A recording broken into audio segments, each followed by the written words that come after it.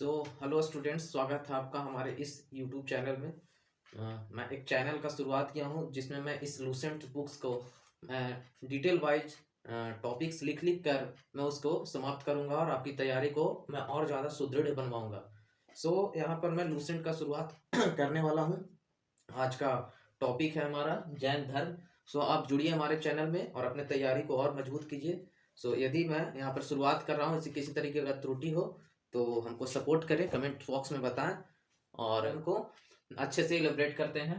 देखिए, जैन धर्म के संस्थापक एवं प्रथम तीर्थंकर ऋषभ देव जी थे। ये बहुत ही इंपॉर्टेंट और सेट प्रैक्टिस में अक्सर ये क्वेश्चन को देखा जाता है। जैन धर्म के संस्थापक तीर्थंकर, इसमें सब एक में ज्वाइंट करके लिखा हुआ है, तो ये दोनों अलग अलग लोग नहीं है, एक ही लोग है, संस्थापक एवं प्रथम तीर्थंकर ऋषभ देव। इसको नोट्स दीजिएगा। 23वें तीर्थंकर पार्श्वनाथ। पार्श्वनाथ काशी के इक्ष्वाकु राजवंश के राजा अश्वसेन के पुत्र थे। कौन से राजवंश? 23 वर्ष की उम्र में संन्यास को स्वीकारा था। किन्होंने स्वीकारा था 23 वर्ष की उम्र में? पार्श्वनाथ ने। यहाँ पर मैं जो मेन टॉपिक था उसको मैं नोट कर दिया हूँ। यहाँ पर कोई क्वेश्चन वाइज मैं नहीं बनाया हूँ। इसमें इंपॉर्टेंट जो नोट्स हैं उसको मैं एरो दे करके नोट कर दिया हूँ। दी गई शिक्षा, पार्श्वनाथ के द्वारा दी गई शिक्षा क्या थी? हिंसा ना करना, सदा सत्य बोलना, चोरी ना करना और संपत्ति न रखना। अगले स्लाइड में देख सकते हैं कि जैन धर्म के बारे में अगला जो डिटेल्स मैं आपको पढ़ाने वाला हूँ। यहाँ पर पहला नोट्स है जैन धर्म के 24वें तीर्थंकर महावीर स्वामी। इनके जैन धर्म के 24वें तीर्थंकर कौन थे? महावीर स्वामी, जो कि अंतिम तीर्थंकर थे। उसके बाद इसमें दिया है महावीर का जन्म 540 ईसा पूर्व कुंडल ग्राम, जो कि वैशाली बिहार के राज्य के एक जिला का नाम है वैशाली, वहीं पर कुंडल ग्राम नामक एक स्थान पे इनका जन्म हुआ था। इनके पिता का नाम सिद्धार्थ था, जो कि ज्ञात्रिक कुल के सरदार थे। इनके कुल का नाम था ज्ञात्रिक, इनके पिता का नाम सिद्धार्थ था। और महावीर के माँ का नाम त्रिशला एवं इनकी जो माँ थी वो लिच्छवी राजा चेटक की बहन थी। इनकी पत्नी का नाम यशोदा और पुत्री का नाम अनुजा प्रियदर्शनी था। इनकी पुत्री का नाम प्रियदर्शनी, आप शॉर्ट नेम इसका यूज याद कर सकते हैं, प्रियदर्शनी। बचपन का नाम वर्धमान था।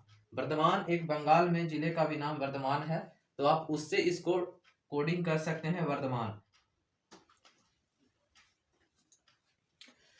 अगले ही स्लाइड में हम लोग आते हैं और पढ़ते हैं महावीर 30 वर्ष की उम्र में संन्यास ले लिया था और ये माता पिता के मृत्यु के पश्चात इन्होंने संन्यास लिया था। अपने बड़े भाई से ये आज्ञा ले करके और अपने घर को त्याग कर दिए थे, गृह का त्याग कर दिए थे।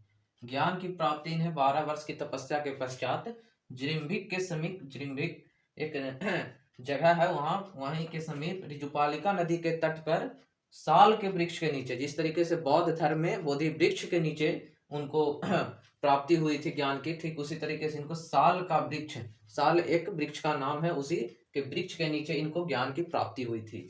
महावीर ने उपदेश दिया था, जो कि भाषा का क्या था? प्राकृत भाषा। अर्धमगधी भी से बोला गया है। एक यहाँ पर नोट करने योग्य बात है कि प्राकृत भाषा को अर्धमगधी भाषा भी बोला गया है, जो कि मगध में बोले जाने वाली भाषा प्राकृत भाषा।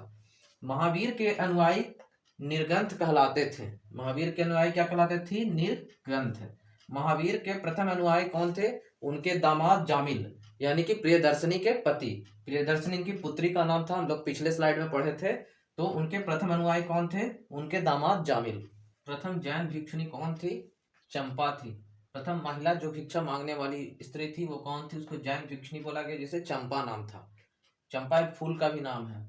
अकेला ऐसा गंधर्व जो महावीर के मृत्यु के बाद भी जीवित रहा तो वो थे आर्य सुधर्मा। उनका नाम क्या था? आर्य सुधर्मा, जो कि धर्मा प्रोडक्शन का नाम है, तो उससे आप इसे कोडिंग कर सकते हैं, आर्य सुधर्मा। तीर्थंकर और चिन्ह, तीर्थंकर एवं चिन्ह। ऋषभ धर्म जो प्रथम तीर्थंकर थे उनका चिन्ह क्या था? सांड। अजीतनाथ जो द्वितीय थे उनका चिन्ह क्या था? हाथी। संभव तीसरे थे, उनका चिन्ह क्या था? घोड़ा। पार्श्वनाथ जो 23वें थे उनका क्या था? सर्प। और महावीर जो 24वें थे वह थे सिंह। तो प्रथम एवं लास्ट ये बहुत ज्यादा क्वेश्चन में पूछे जाने वाला, लेकिन ये दूसरा, तीसरा और 23वां भी हम लोगों को याद कर लेना है, क्योंकि कोई भी चीज को हम लोग सीरियस लेकर के चलना है। एग्जाम है, कहीं से कोई भी पूछ सकता है, क्योंकि सिलेक्शन लेना है तो हम लोग को सारे के सारे याद करने होंगे।